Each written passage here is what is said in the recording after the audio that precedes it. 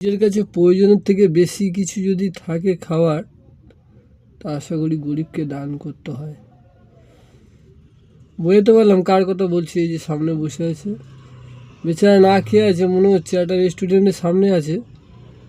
অনেকে দেখে ওকে না দেখার ভান করছে। যাই হোক, আমি আমার কাছে যে খাবারটা আছে আমি দিতে যাচ্ছি। চলো ভাই, আমার কাছে এই চিকেন স্যান্ডউইচটা আছে, চিকেন স্যান্ডউইচটা আমি ওনাকে দিতে যাচ্ছি। এই যে প্যাকেটে বড় চিকেন স্যান্ডউইচ।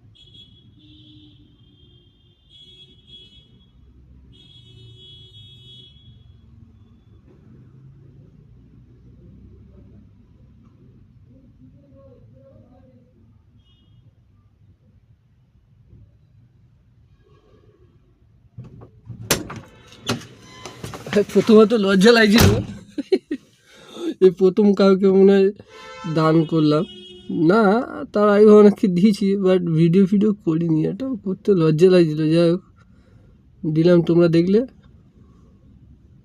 তোমরাও সবাইকে সাহায্য করার চেষ্টা করো। ওনার কাছে গেলাম, অনেক কথা বললো, অসংখ্য ধন্যবাদ, খুব ভালো লাগলো, এটাই বললো।